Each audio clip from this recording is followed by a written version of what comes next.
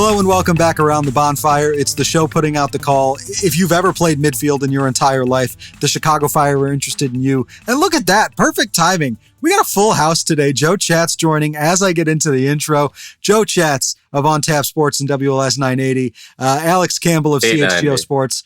8-9. I do that every time. You couldn't have waited till I was done with everybody's intros, Joe? No, I gotta rep people that pay me. Alex the transistor Campbell radio CHGO John Sports. brings to games has an analog, or that John brings to games has an analog dial, so it feels like 880 to him. Messes up the feed. We're aware. It's right here, baby. Look at this.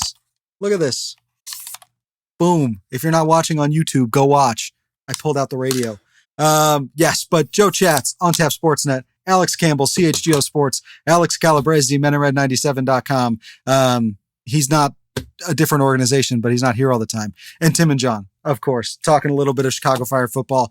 I basically told Tim, you know what? I'm going to crash out for an hour if we do this just us. So don't let me talk today. Guys, it's great to have everybody here. This is the most people we've ever had on a single episode, I think. Right? That sounds right. Yes. In like at least 3 years. You're going to have to ask someone specifically to respond, or this is going to be chaotic. Yeah, I agree. No, I just want the this whole... is like John doing the assemble the 5 families thing. Oh, God. Yeah, this is... golly gee. We can't do anything that's a bigger mess than that Fire performance against NYCFC, am I right? Boom. Look at Alex Campbell go. Look at him talk. No, look, hey, we are just mirroring what we saw on the field on Saturday and, frankly, on Wednesday. Chicago Fire, 2 losses in a row, the most recent of which a 3-1 thumping. Who could have called that? Maybe this guy. At the hands of Matt Freese and NYCFC. Tim, I mentioned this to you pregame. Fellas, feel free to chime in if you have any other jokes you want to get off, but it does feel like it would have been a good time to have a Belgian up top, right? Facing down Matt Freese, maybe just have him make a mistake or two. Not quite sure what he's doing. Does that seem fair? Give him the PTSD. Too soon. It would have been nice. Look, we'll kind of go. This is going to be maybe a more unstructured episode for us. Before we do that, I do want to kind of get a little bit of news out of the way. We'll start with the good news. That being Philip Zinkernagel heading back to the All-Star game. Hugo Kuipers and Mbokazi both withdraw. How is that? How is that good news? The man needs time off. The man needs time to gel with Robert Lewandowski. And now he's got to fly to Charlotte to play on plastic grass in 100-degree heat. Explain how this is good for anybody. Yeah, I had to sit through 3 minutes of LAFC head coach Mark Dos Santos just complaining about the fact that the All-Star game exists during my assignment this weekend. So, yeah, I'm inclined to agree with him. I don't love everything about Mark Dos Santos and what he's doing, but man, am I 100% in line with him on this. Yeah, it's almost like a Liga MX MLS thing should have been going on during the Liga MX MLS tournament that's happening 2 weeks from now. Maybe Hugo would have made a case for being an all-star than for Liga MX. They just added 3 other players. He wasn't one of them. I'm going to push back here. Alex, sorry, I'll let you go. I like the All-Star game. I think it's fun. I think it's cool. I think it's lame that you guys don't like it. I'm just going to say that. Look, you know what? The skills competition's fun to watch. It's just this year, the Fire have 8 games. They could play as many as 10 in the month of August. They need to figure out how they're playing with Robert Lewandowski and how Robert Lewandowski is playing with them. They do not need to be sending some of their best players away from Chicago for 2 days for a pointless exhibition. Only one player is going. I'm sure Ty will appreciate that you made that plural. Alex, thumbs up, thumbs down, All-Star game. You're the only one that hasn't.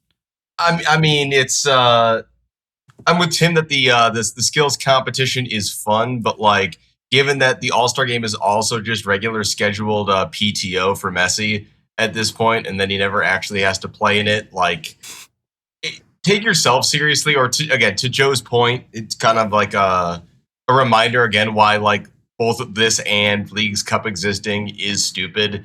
And also, if you're going to do this whole All-Star thing and just keep it behind the Apple TV paywall, I want to meet the theoretical. It's like meeting a theoretical voter on a certain issue. I want to meet the theoretical soccer fan who is signing up for an Apple TV subscription to watch the MLS All-Star Skills Contest, and then I want a 10,000-word profile on them in the New York Times. Why? It would just be a profile in insanity.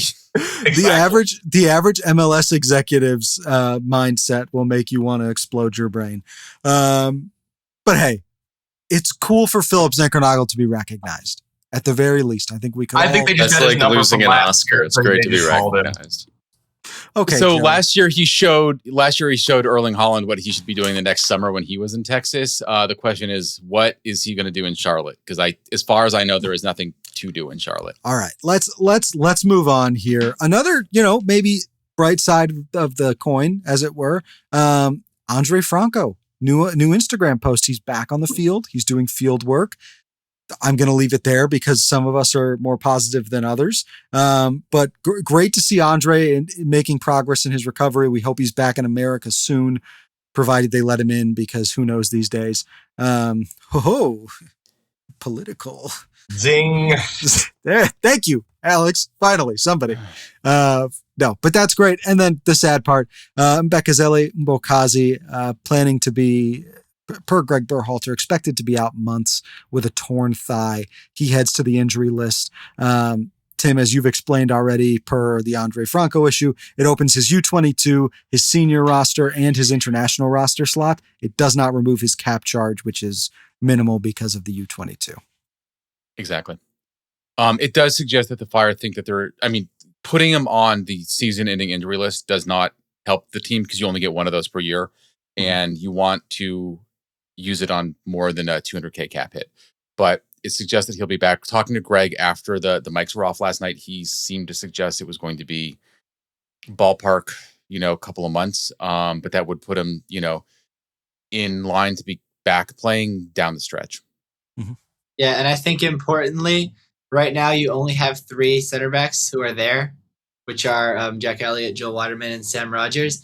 Christopher Cupps is with the US U20s, and he's the most important player on that team. And if Fire take him back, it may put US's U20 World Cup qualification in jeopardy. But sometimes all you have hosts, yeah, but you also have so they Sam don't Meyer, qualify, who's going to be on the League's Cup roster. Yeah, or theoretically Omar Gonzalez, but the way that he's laboring through even about 50 minutes for Fire too, I would be shocked with that. I'd rather they give a young guy a And chance. on his contract, he would not be eligible. He would need to sign a new contract, which is hilarious. He would still be eligible to coach Fire 2 under the player coach thing if it was the right terms, which is just funny. But look, no, the Fire, center back is a key need. And one of the things is you can't play a system with 3 center backs when you have 4. Any way you dice it, right? Right. Also, to Alex's point though about who cares about the US U20s? Cubs is one of the only actual top end U20s they called. That team is a B or a C team for that age group, and it's CONCACAF U20 qualifying. They could just pick a random selection of kids from the MLS Next tournament, and they'd probably do fine. So no. Get Cubs back here, and unless he's going to be in the Sergio Orehel, Jason Shukaluk prison that Greg Berhalter has constructed. It does feel weird though, right? This idea of bring Christopher Cupps back. Is he higher than 4th on the depth chart right now in a system that runs 2 center backs? If so, why are you bringing him back? Just he's in 4th case? because you may need him, right? That's you don't want one center back on the bench. It's that simple. I guess so. It's that second game of League's Cup that you really got to worry about depth. I don't know if that was maybe serious. this makes as good of a point. Joe, can we do question? Serious. Can I pause? Can we do glasses or hat, but not both? Maybe I can't take you seriously.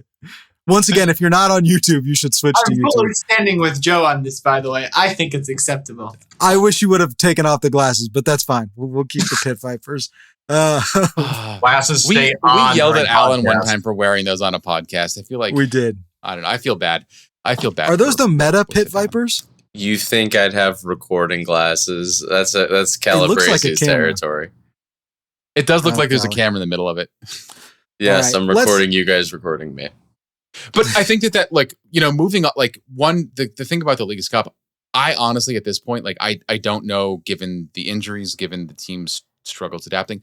You said you care about it for the second game of the League's Cup. I think is an open question, really, how much this team is going to be caring about the League's Cup, just given the headwinds. Well, look, let's maybe pivot to the performance on the field on Saturday, because it doesn't look like they care about any game they play at the moment.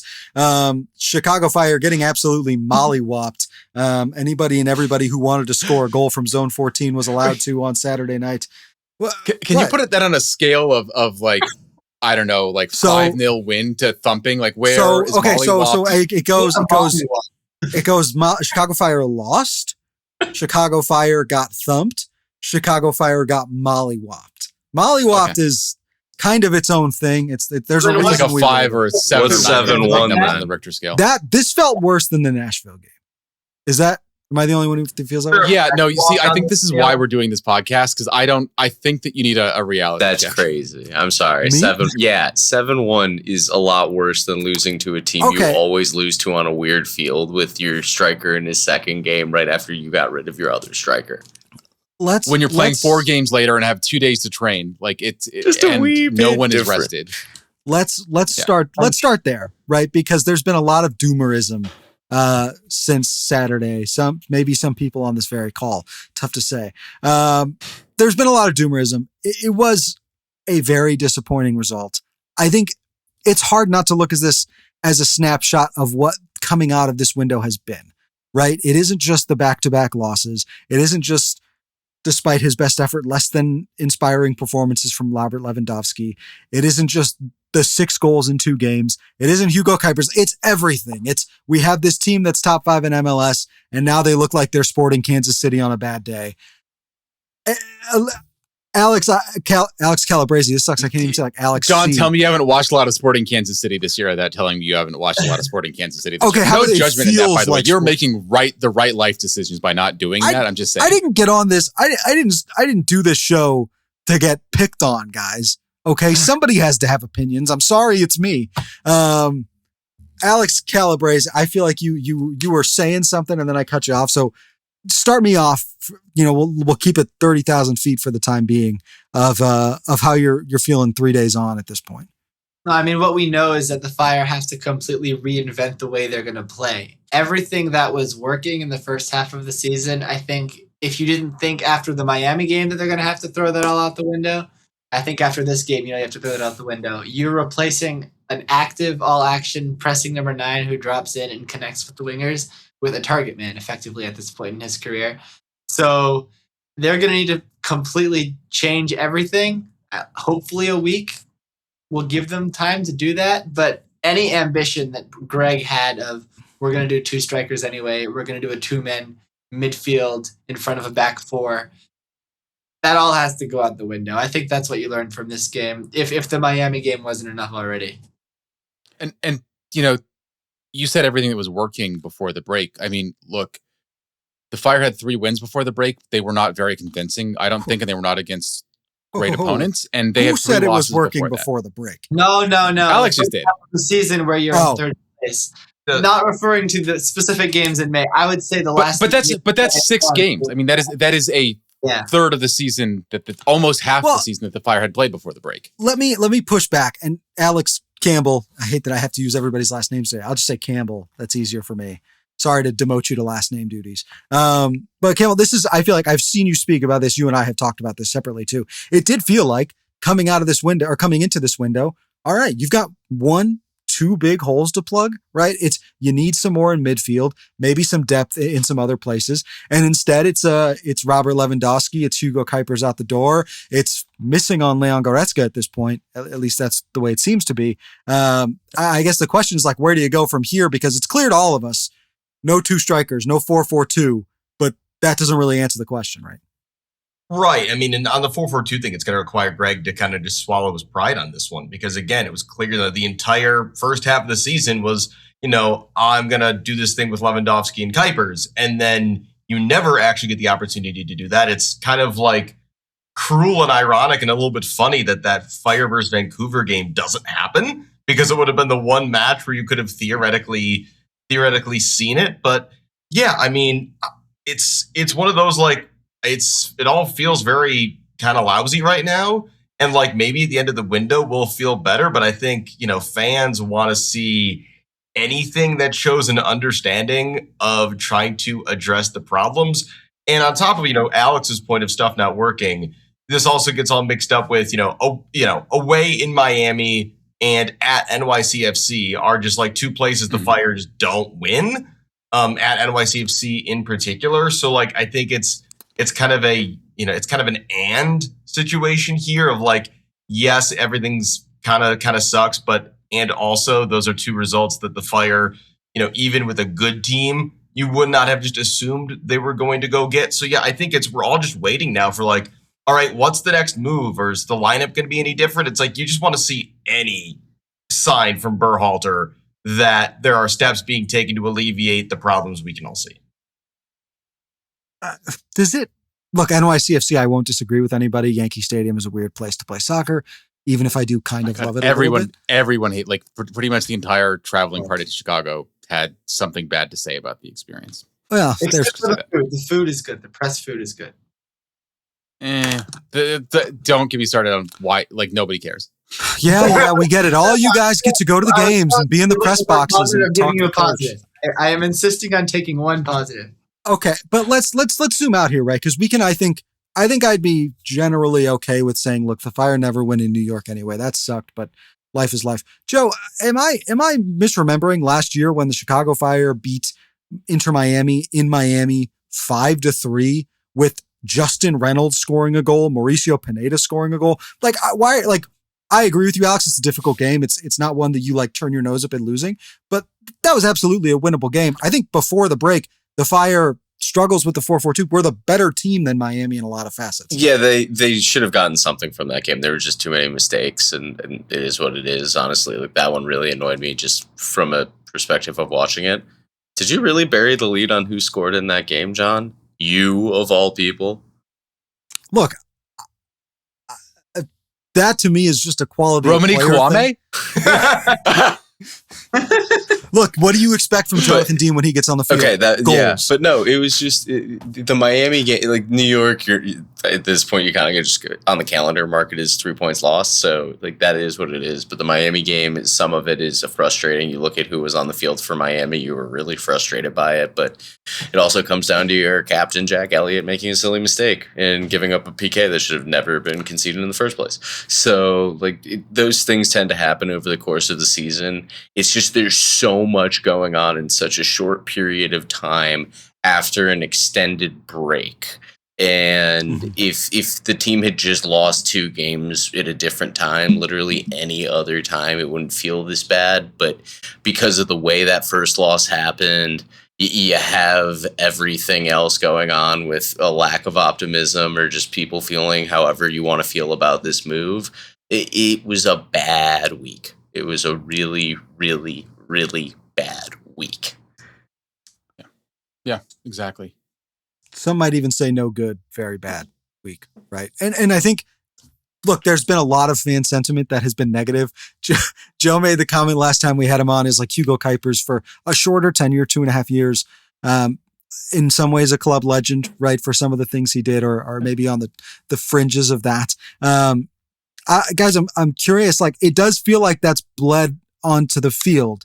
There seems to be some frustration, some malaise. Tim, we haven't really heard from you, so I'll let you start it on this one. But at one point I saw Philip Zinkernagel, and I wish I could remember who it was, shove somebody into the outfield wall, and Nate Bukaty, God bless his soul, decided not to talk about it, but it was very clear that they were like 3 feet from the wall, and Phil said, "Get out of my face."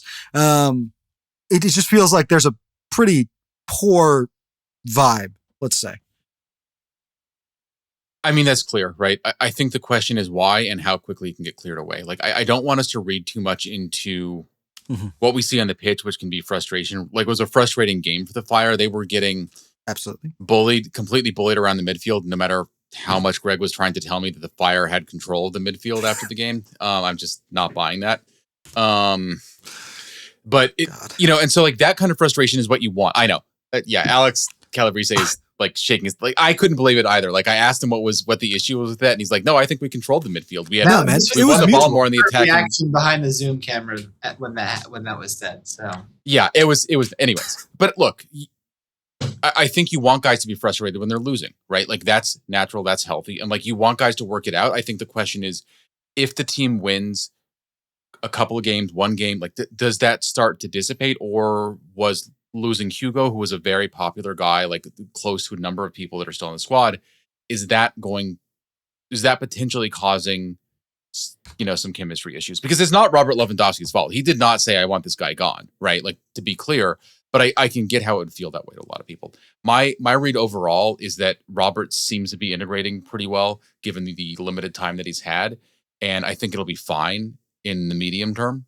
I think it's just getting to that medium term and figuring stuff out on the pitch separately than that chemistry stuff. We don't have to just have me calling on people, but Campbell, I'm curious. One thing Tim and I talked about last year was, what is it going to take for people to really wrap their arms around Jay Davila after his really slow start? And we landed on a goal. Ironically, he then scored a goal like the next game. This is going to sound dumb, but I'm going to ask the question because I think it's interesting. How long of a lead does Robert Lewandowski have before it becomes, hey man, when are you going to score a goal? Because it feels a little like 3 or 4 games and we start to be like, what is this Olivier Giroud? Like, what's going on here? Yeah, it's going to be, I'm interested to see, I think we can kind of follow the Polish media on this because, we can watch for the shift from, is your team bad because MLS stinks to eventually like, hey, we said MLS stinks. Why haven't you scored in this stinky league yet? I think we'll be able to watch that happen in real time. Because it's just, I forget who said it earlier, but again, he's basically a target man at this point in his career. I think it was Alex who said that. And it's like, it's the team needs to be able to create stuff for him. And, if I had $1 for every time during the broadcast of the NYCFC game that there was a phrase along the lines of Greg Berhalter's system creates goals for his strikers or create chances for his strikers, it's like, maybe historically, but it's like, we're not seeing that right now. We're not seeing Greg's historical system. In creating those chances. Now you have a striker who you need to give the ball to. He's not going to create things himself. Whereas for the last 2.5 years, you had a striker who would create things not just for himself, but for Zinkernagel, for Haile Selassie, for Bamba to combine as a unit. And we've also seen, though, like guys trying to force the ball to Lewandowski. And the question is that like an aura thing that like they feel that like, is Greg telling them to get Robert Lewandowski the ball? It's just weird. It just feels like that happened a lot more against Miami than it did against NYCFC, to be clear. And like, look, that they've had to prepare for 3 different opponents and they've had 8 training sessions as of the last time we saw them on the pitch. So like, that is not a lot of time to get things ready. But I'm going to simplify. I've got a simple answer to your question, John. I think that Lewandowski has to score against Charlotte. Like, I think it kind of is that simple because after 3 games not doing it, I think he's got a very good chance of scoring against Charlotte. Like he had around 0.65 XG on target or something like that, depending on the metric you use in that game against NYCFC. Like statistically, he does that twice. He gets a goal, but it just needs to happen for him. Otherwise, it becomes too much of a story and it becomes a distraction. And I don't think anybody wants that. Like I said many times, I think the moment he gets the first goal, a lot of the negativity is just going to go away very quickly. But he needs the first goal to come quickly. Otherwise, it's just going to go up exponentially. And like, look, you're saying that he's just a target guy. I kind of want to push back against that. I think he is still doing a bit more than that. Like you've seen... He has like the precision of his ball control is not something you typically see in MLS. And he was doing that on Yankee Stadium's pitch, which is like some of it was barely attached to the ground. From what I could see from looking at the pitch up close, like anywhere that the, baseline used to be for, it will be again for the Yankees. It was just barely connected to the ground. So I do want to give him a little bit of credit there, Tim, to what you said. We were very critical of him in game 1. He did look like less of a womp in this game. He was moving around better. He was dropping deeper. Oh, show me you don't listen to the show without showing me, Joe. Huh? Okay. No, but okay, Mister. I was only listening to the MLS broadcast on Apple TV. You don't know what I was doing. I just showed you my radio, Joe. Yeah, okay. You're only quoting the MLS broadcast. I hear you guys. No. I'm taking notes. Anyway, Come at the king. You better be prepared. No.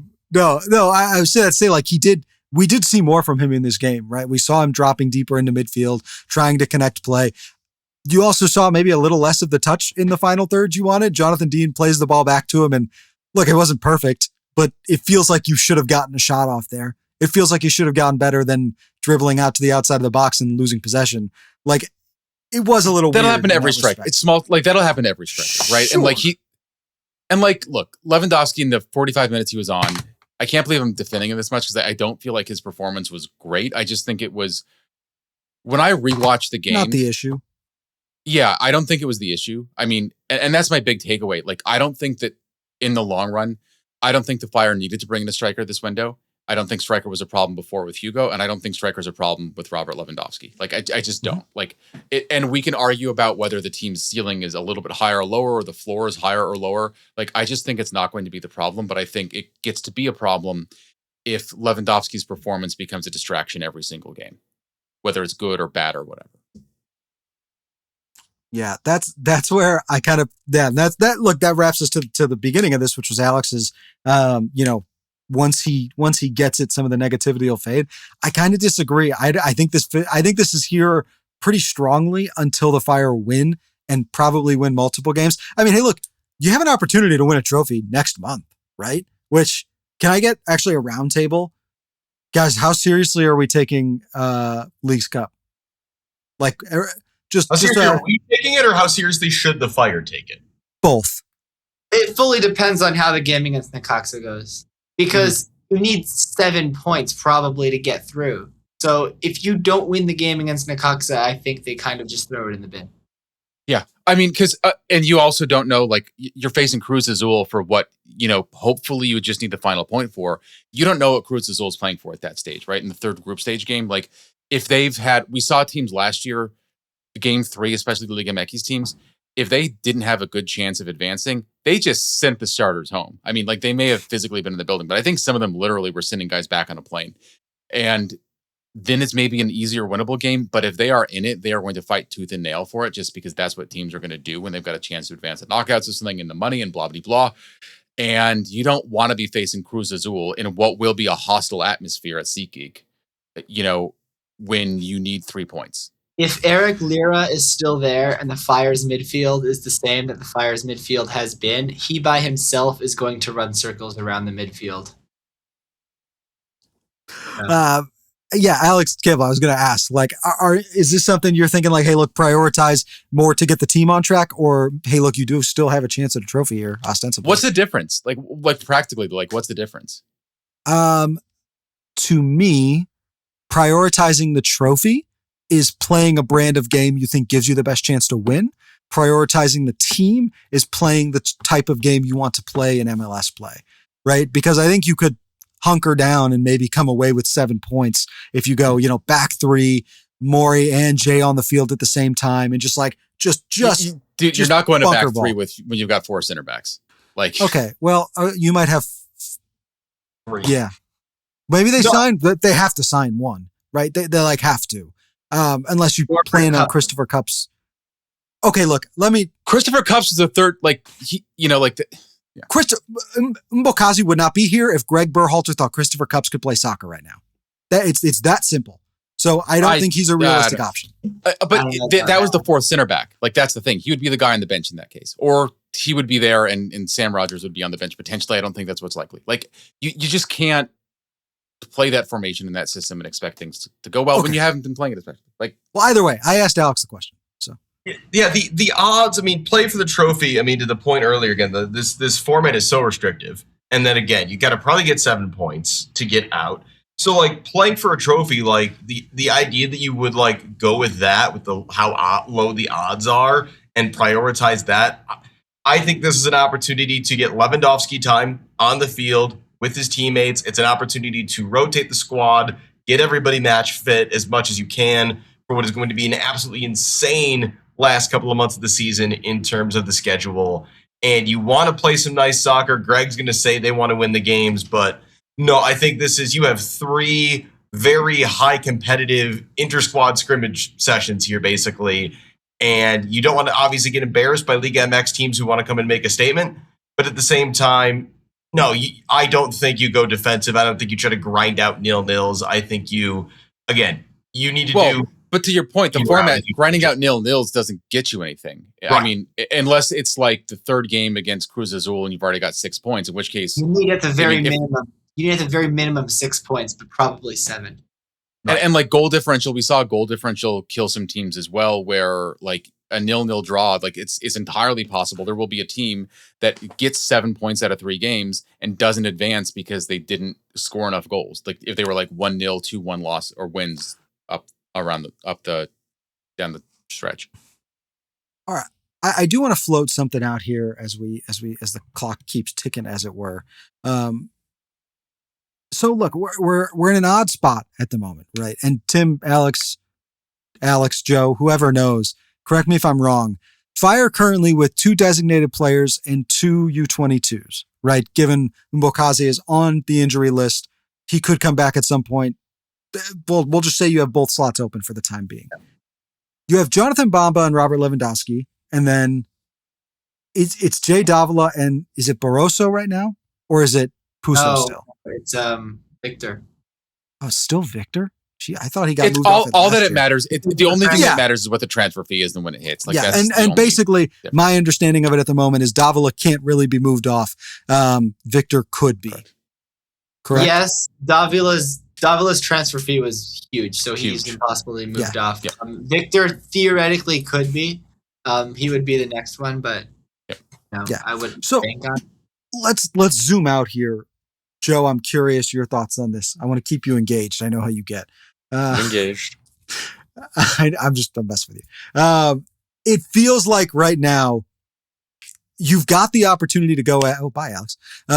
Got the opportunity to go add multiple impact players, right? Either 2 U22s or or a designated player in U22.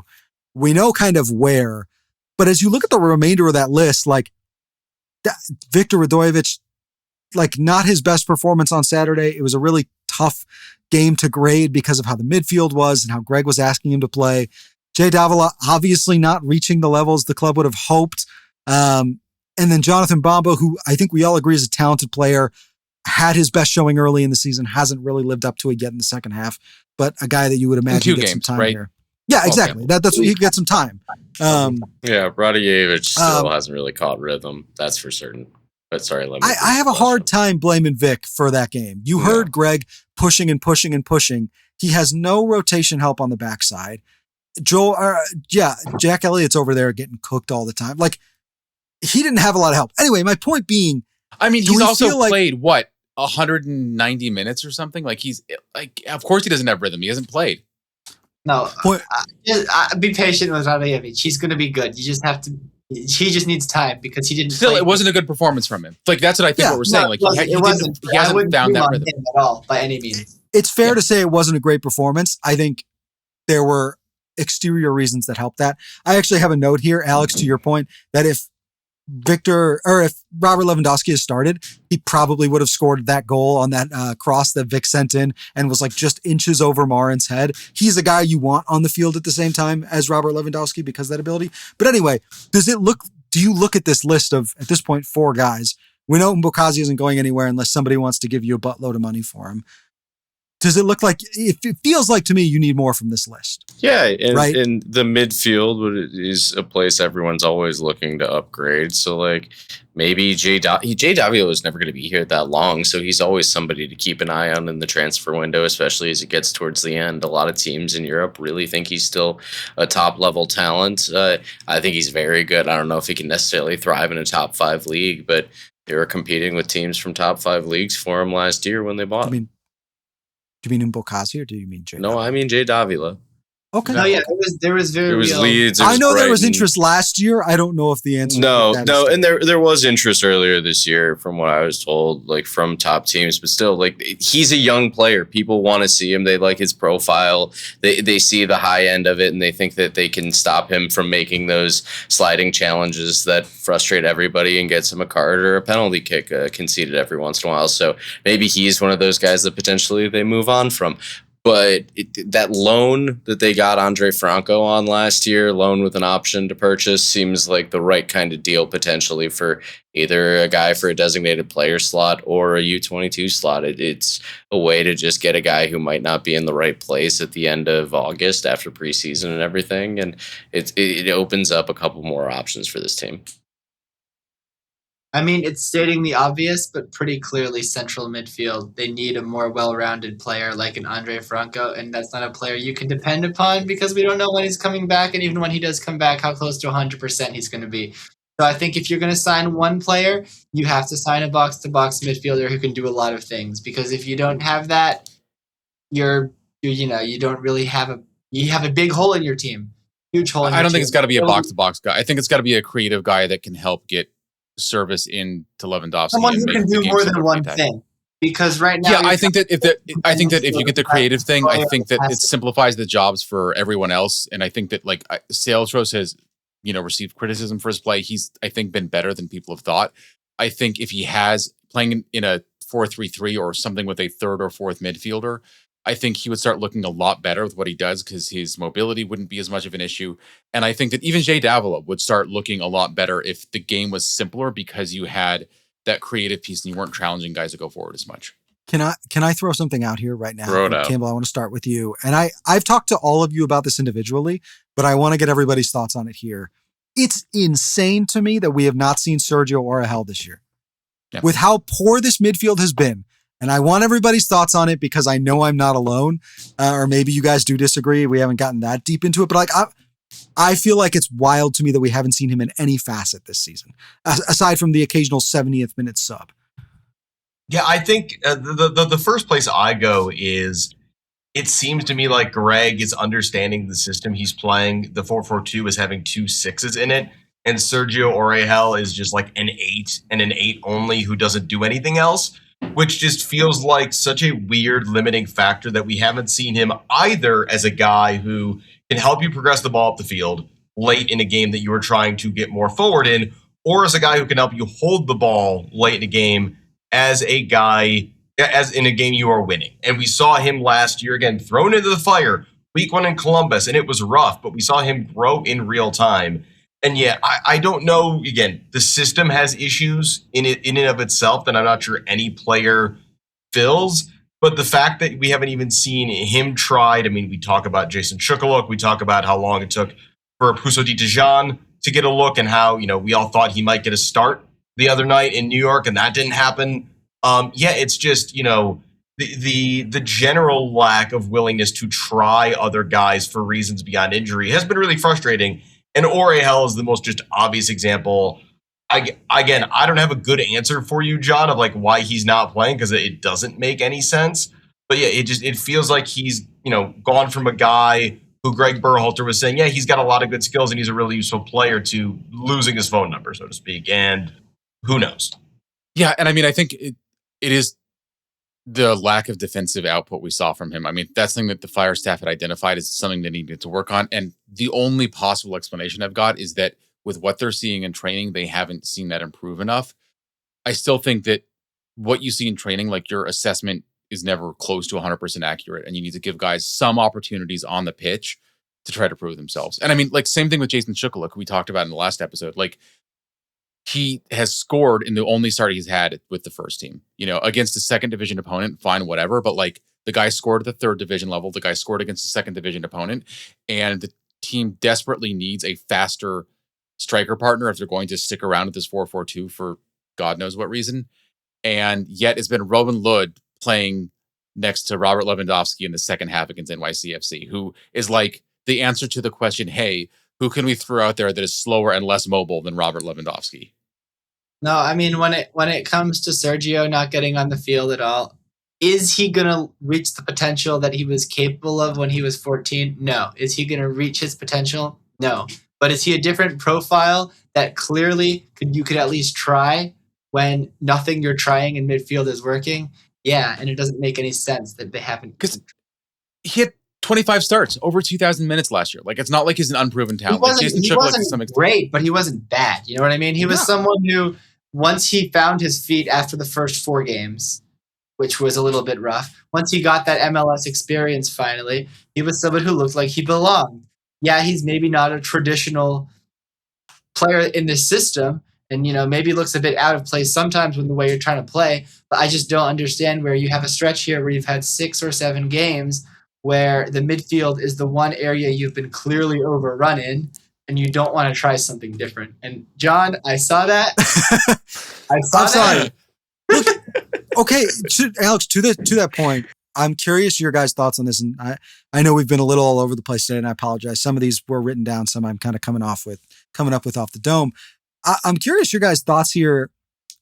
I've used the whole shopping for groceries and then cooking a meal analogy before. If you're Greg Berhalter, you don't really get to complain anymore. You've had enough windows. Everyone, please watch this episode on YouTube. We've got Joe doing a mime routine right now.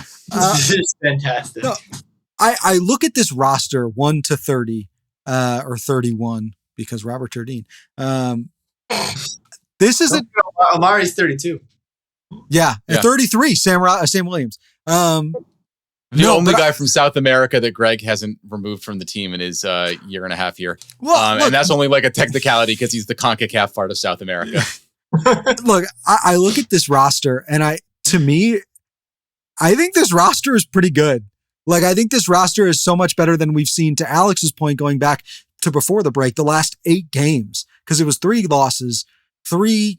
I mean, there were wins, but they weren't exactly like the most assuring of wins. And then these 2 tough losses back to back. It feels like the pieces are there. And for some reason or another, Greg Berhalter doesn't really have an interest in using them. And like, there are plenty of criticisms about Sergio Orhel. He's not going to reach his potential. He's not going to be a starter at a top 5 league club in Europe. He's a perfectly capable MLS player. Like, to me, like, this idea that he's not good enough to start in MLS, maybe not on the best team, but right now the Fire certainly don't look like the best team. Am I making sense, guys, or am I firing from the hip? No, it's why. And look, you said criticism of Orhel for not reaching his potential. One of the criticisms that kind of follow Greg Berhalter from his time in Columbus to his time with the USMNT is that at times he has found his guys, and then he finds his guys and he runs with him way past the point where it looks pretty clear to outsiders who obviously don't see as much as he does, but that a change would be useful, right? Like we saw that. I mean, just look at who started at striker and who started in goal for a lot of, the earlier part of Greg Berhalter's tenure, and like you'll see exactly what I'm talking about. And I kind of wonder, dude, everyone needs to watch this episode in your. Now I've got Campbell writing, have you seen Sergio Orhel? Actually, I ran into him at Costco the other day, Campbell. So he is still around. But how many free samples did you have in your hand? Oh, I was luckily just walking into the shopping cart. Sure, I was nowhere near the sample. Sure. You told me you guys were splitting a hot dog, Tim. Yeah. Like the Lady in the Tramp scene of like splitting the spaghetti meat. Yeah, you're just both chomp, chomp, chomp, chomp. And they're both boys. This wasn't going off. I mean, this is going off the rails at some point. Who could have foreseen that this is how we were going to go off the rails? Who would have thought getting all 5 of us together at once would have caused some issues? I'm not entirely sure that we were ever fully on the rails. Just to put that out there. Should have let me keep my hat and my sunglasses on.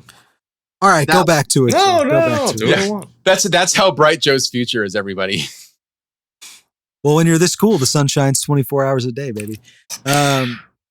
That's a good line, right? It's a good line. Look, fellas, here's what I want to do. Okay. We're getting close to time here, so everybody can enjoy their Monday night. There's been a lot of doomerism on Twitter. I won't say who's been doing it. Is his name John? Is the person doing the doomerism in the room with you right now, John? He is in the room. We're all trying to find out who did this. We're all trying to find him. But so what I'd like to do, okay, is I'd like to distill the optimism that each of you has for the remainder of the 2026 season into, you don't have to be a single sentence, but a digestible piece of information, and what Fire fans should look for in this game and moving into League's Cup to look for some of that optimism. Because I don't think I'm alone in some of my doomerism. There's a lot of fans upset. There's a lot of, I saw somebody, #Arai, posting Greg out. I don't know if I would go that far personally, but Kim, I'll start with you because you're criticisms. I love Arai. Kim, I'll start with you of what you're looking for in these next league game plus the 3 Leagues Cup that you can look at and say, this is what fans should be focused on to see this team come together down the stretch. I'm really focused on the roster, so I will say we've seen Greg make good signings, especially the guys who are less famous, and Joe Mansueto is willing to let Greg spend his money. The Fire are going to make changes. This team will make more sense a few weeks from now, and hopefully they're able to put whatever those new pieces are together quickly enough. And this is a team that by playoff time is back to looking competitive. I like that. Mr. Calabrese, what do you got for me?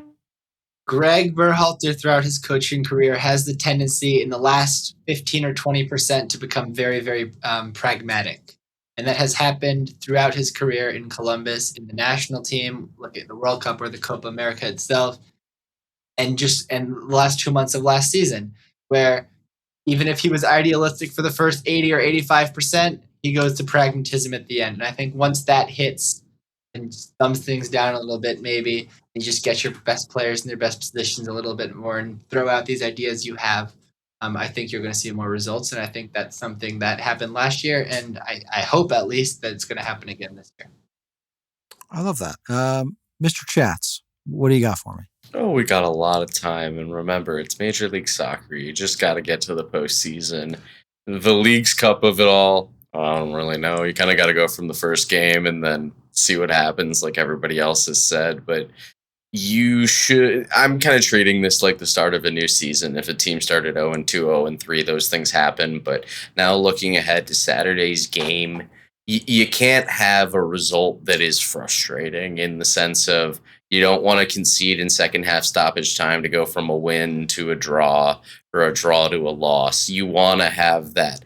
You got to get something to get your crowd into it because the League's Cup games are going to be a neutral environment at best, right? So you have to get something in this Charlotte game, and I really do think of it as kind of a let's see if this team can really grind out a win, whatever it is. If it's Lewandowski, if it's Philip Zinkernagel hitting a fun shot, Jonathan Bamba, just play a good game, and then that'll make people feel a lot better. But honestly, you kind of have to look at where this team is September 1st and then go from there because it's going to look different. And wherever they are in the standings, it's MLS. Get to the postseason, and it's a different discussion from there. Joe, I really thought you were going to say there's 33 games left in the MLS season. Everybody calm down. It just feels like 33. I would never be quoted in such a way. I quote real authors. There's 18 games left for what it's worth, which is a lot of games. Fire, one of the few teams with a game in hand. Tim, what are you looking for back half of the year? I mean, the next few games, I'm just looking for like changes, right? I'm looking for a better, more cohesive performance. I mean, I don't see the 4-4-2 working anytime soon. So if it, like switching from the 4-4-2 would count, and if we see the 4-4-2, I want it to hang together a lot better than what we've seen. And I want Robert Lewandowski to get a goal. I mean, it is so early, and for him to have just been thrown into this quickly with the team changing identity and figuring it out, well, they barely know who each other are, like between the rest of the squad and him. I think is going to get it together, but I think that new ideas and a goal for Robert would be progress. But I really do feel like maybe it needs to be a win too on Saturday. I would not be at all surprised for that to happen. Is it weird to not care about the Lewandowski of it all and really just kind of care about the result? No, it's not. Right. But I think that now the story of him not having scored and the news from like some quarters and like it just that plus Hugo's departure, like if Hugo was here and hurt and it was, oh no, now I've got to depend on Robert, who's not with the squad, different story. But now it feels, I think, to a lot of people like you made a swap, even though that wasn't the plan. And now I think you need people to feel better about what you've got.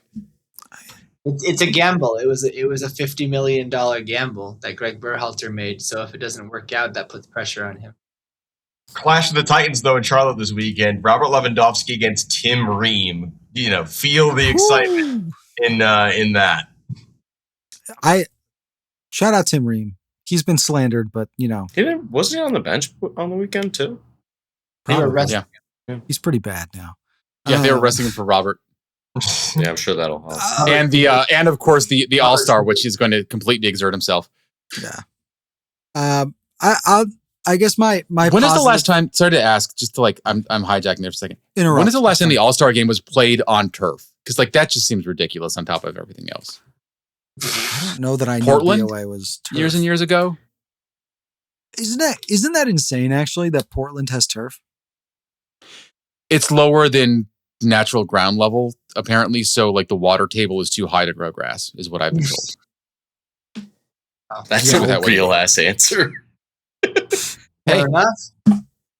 All right. If I'm being positive, Your answer is Mercedes-Benz Stadium in 2018 True. All right. against That place is Juventus. lovely, I have Juventus I have won on penalties. I have an Yeah, Atlanta the Liga United MX joke All for you Stars are guys not after Juventus. this. I have an Atlanta United joke for you guys after this. Don't let me forget. You're all gonna hate it. I think the last game was probably the worst we'll see the back line look for a while. I think once Jack Elliott and Joel Waterman settle into their spots, it's going to look a lot better. I think you'll probably see Jonathan Dean start the next few games, which will help the defense until Leo Barroso is like back. And then great, you have Leo Barroso back.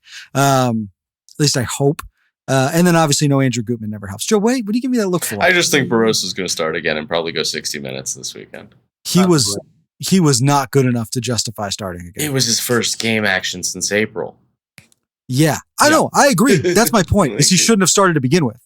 He should have been worked in. Better. You need Johnny at the end of the game, though. Like, it's tough. Okay, but if Johnny's starting in the first half, are you down 3-1?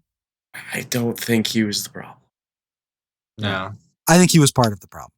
Well, Not the He biggest wasn't problem. uninvolved. He wasn't uninvolved in two of the goals, but whatever. I mean, you have a more rigid I'm with Joe on defensive this. structure. I'm with Joe on this. Like, he's the guy that you brought in to start. He was playing like a starter. It was his first game back. It was a weird situation.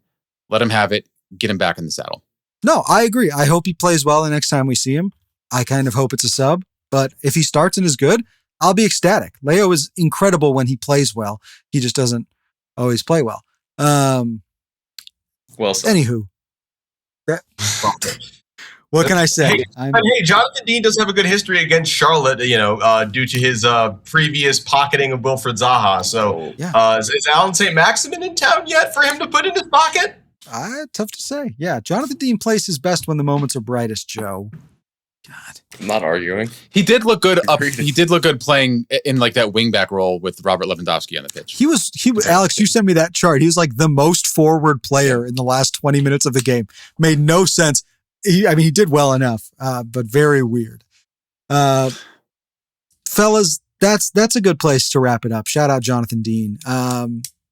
Guys, instead of me saying all your things and what you do, let's go around the table. Joseph, I'll start with you. Let the folks know where to find you and what to look for. What'd you call me? Joseph. Is that not your full first name? Are you my doctor? You know what? I was just trying to be chummy. Here I was thinking Joe and I were friends. We are. Apparently we we're are. not. There's like 3 people on earth who can call me Joseph. I love you. If it makes you feel better, people call me Jonathan all the time. Not my name. Do they at least pronounce it like in John Wick when he goes, "Hello, Jonathan"? Dude, I had a boss who did that for years, and I thought he was just annoying. That might have been what he was doing. Don't mess with his dog. Don't mess with his dog. Tune into the home radio broadcast, 890 WLSAM, and follow me on socials. Y'all know where to find me. Thanks. Hey, John, can you repeat the call sign that Joe just said? WLS 890. All right. All right. Damn.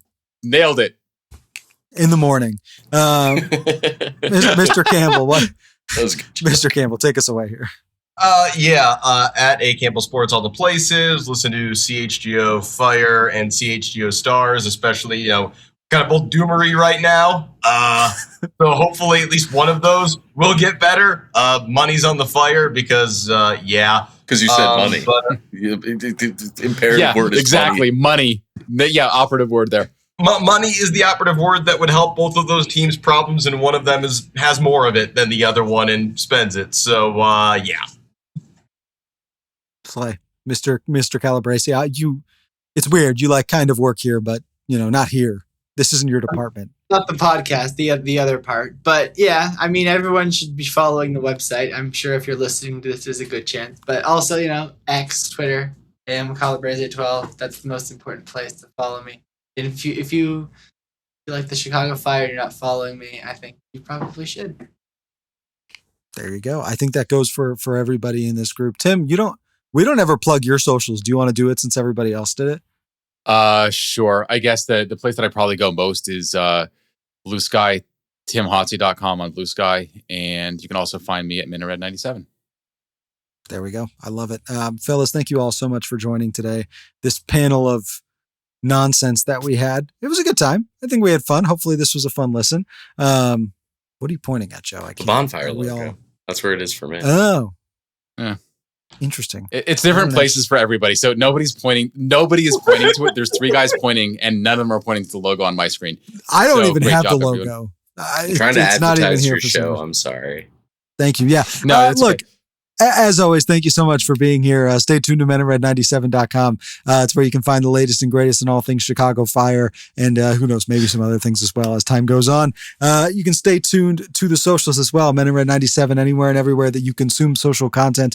We will be there posting it, Threads, Twitter, Blue Sky, Instagram, all the fun places. We'll be there and we hope to see you.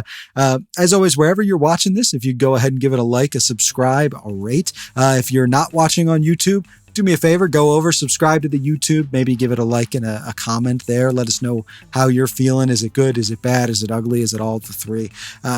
We'll have hot takes. I think they're doing another hot takes this week. Keep an eye out on the YouTube. That's where you'll find it. The guys will be going live and you'll be able to pop in and chat some chats with Matt and Alan and Danny. It'll be a great time. Saying that.